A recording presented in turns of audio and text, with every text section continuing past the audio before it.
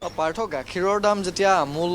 আৰু শক্তিয়ে বৃদ্ধি কৰালে তাৰ পিছতেই বিভিন্ন প্ৰতিক্ৰিয়াটো হোৱাটো স্বাভাৱিক কাৰণ আমি ব্যক্তিগতভাৱে কেইবাজনো মই বিক্ৰেতাৰ লগত কথা পাতিছোঁ তেওঁলোকে কৈছে যে ইতিমধ্যে খবৰ আহিছে এই দামটো হয়তো আৰু বৃদ্ধি পাব আৰু সমান্তৰালভাৱে যি স্থানীয় যিসকল গাখীৰৰ ব্যৱসায়ী সেই গাখীৰৰ ব্যৱসায়ীসকলেও তেওঁলোকে দাম বৃদ্ধি কৰিব কাৰণ এতিয়া গৰু গাখীৰ প্ৰতি লিটাৰৰ দাম হৈছে স্থানীয়ভাৱে যদি আপুনি চাই 60 টকা ক'ৰবাত 62 টকা বা ক'ৰবাত 63 টকা আৰু সেই অনুপাতে যিটো মিঠাইৰ দাম গাখীৰৰ পৰা নিৰ্মিত যিটো মিঠাইৰ দাম সেই মিঠাইৰ দাম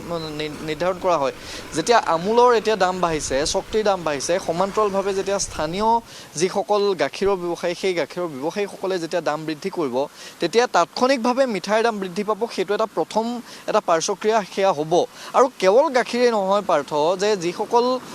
মই বৰ্তমান গৌৰীসাগৰত উপস্থিত আছোঁ গৌৰীসাগৰৰ যদি আপুনি সামগ্ৰিক বজাৰখন চায় তেতিয়াহ'লে আপুনি দেখিব যে বিগত প্ৰায় 10টা বছৰ ৰাষ্ট্ৰীয় ঘাইপথ সম্প্ৰসাৰণৰ নামত তেওঁলোকৰ ব্যৱসায় এক প্ৰকাৰ বন্ধ এক প্ৰকাৰ একেবাৰে অচলাৱস্থা চলিছে বহুতে দোকান বন্ধ কৰিবলগীয়া হৈছিল সেই সময়ত এতিয়া মূল্যবৃদ্ধিৰ যিটো মাধমাৰ আপুনি সোণৰূপৰ কথা চাওক আমি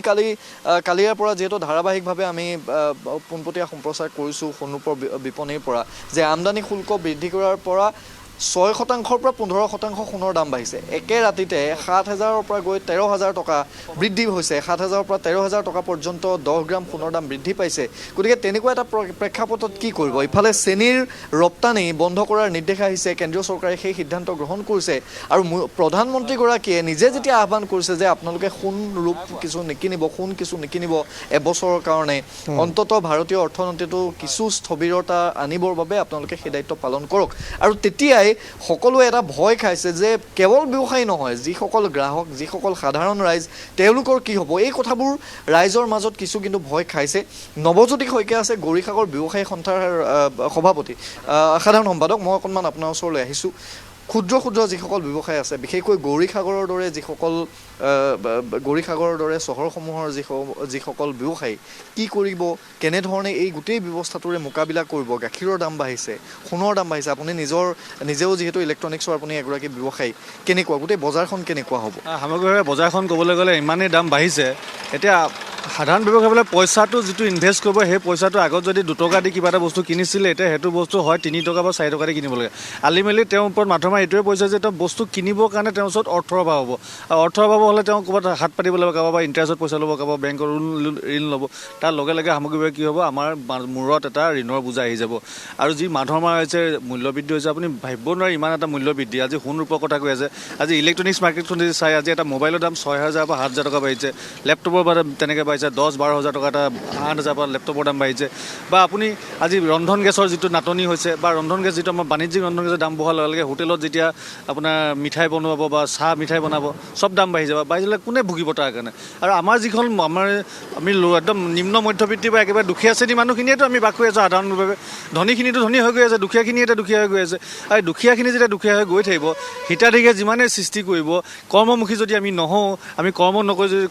নকৰোঁ তেতিয়াহ'লে আমাৰ মাধমাৰটো আমাৰ এনেকুৱাই হ'ব এদিন হয়তো আমি বেলেগ চিন্তা কৰিবলৈ বাধ্য হ'ম কাৰণ এনেকুৱা এটা দিনত আহি আছোঁ আমি য'ত আগত এখন ঘৰ চলিবলৈ যদি 2,000 টকা ধৰিছিলে এতিয়া আপোনাৰ মিনিমাম 500 বা 6,000 টকা লাগিব তো পইচাটো ক'ৰ পৰা আহিব আমিতো কাম নকৰোঁ আজিকালি আমিতো হিতাধিকাৰী দিছে আমি চব বস্তু লৈ আছোঁ আমি ফূৰ্তি কৰি আছোঁ কিন্তু আমাৰ মৃত্যুমুখলৈ আমি গৈ আছোঁ আমি গতি কৰি আছোঁ ইলেক্ট্ৰনিক্সৰ পাৰ্থ তেখেতে খুব এটা গুৰুত্বপূৰ্ণ কথা কৈছে যে যদি মোবাইলত আমি যিবোৰ খবৰ সততে আমি নাপাওঁ যে মোবাইলৰ যেতিয়া দাম বৃদ্ধি কৰে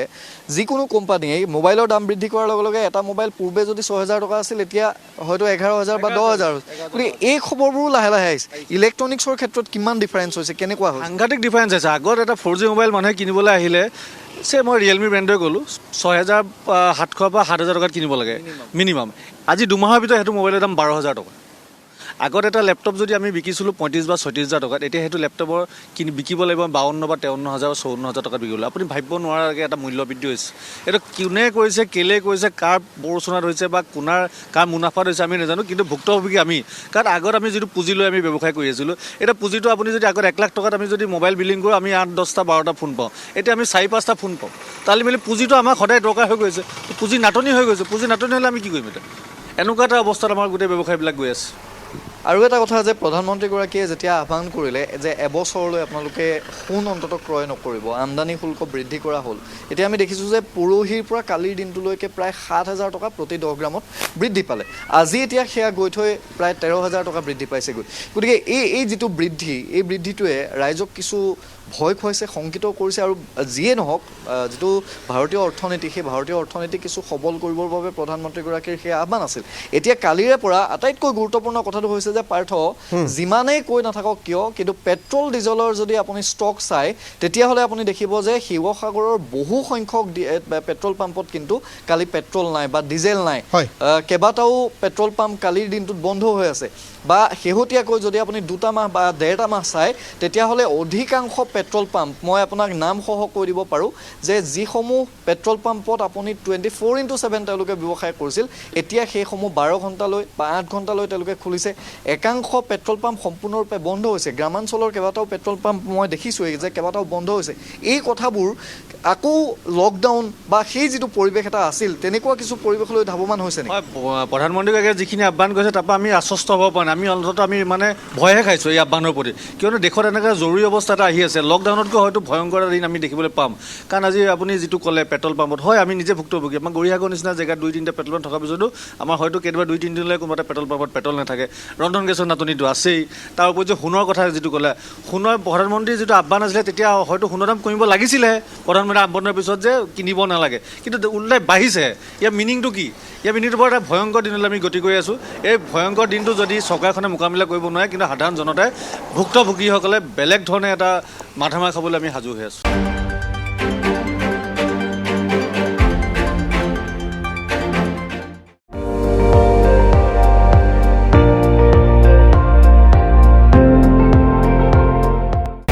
আপুনি চাই আছে ND24,